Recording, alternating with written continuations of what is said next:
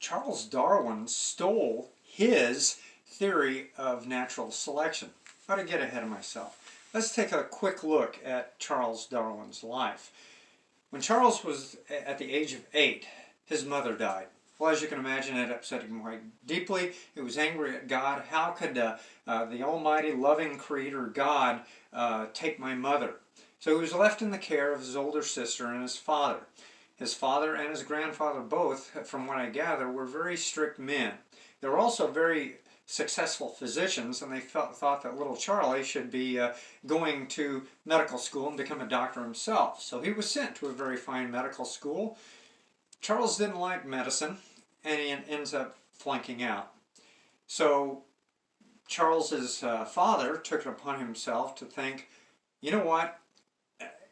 He needs to do something. He referred to Charles quite often as a waster.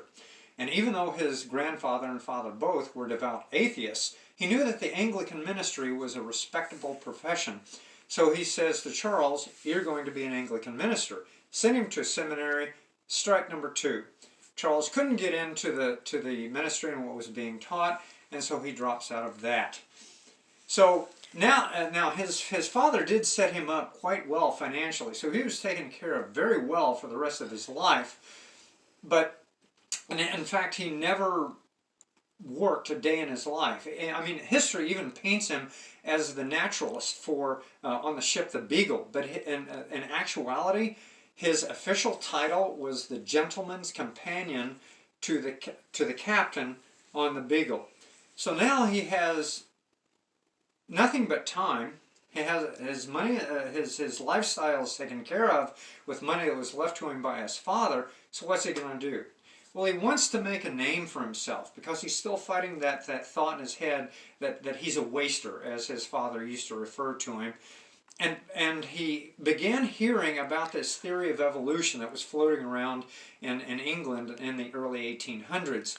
And so he said, I could get behind that because it explains how everything came to be without acknowledging God, because after all, I'm angry at God because he took my mother. So he tried to write his own book. He said, I am going to write my own book about this theory of evolution. And it just wasn't going well until he came across the work of a Scottish plant breeder by the name of Patrick Matthew, who came up with this theory of natural selection. Well, when Charles read his work, everything just clicked and it gelled.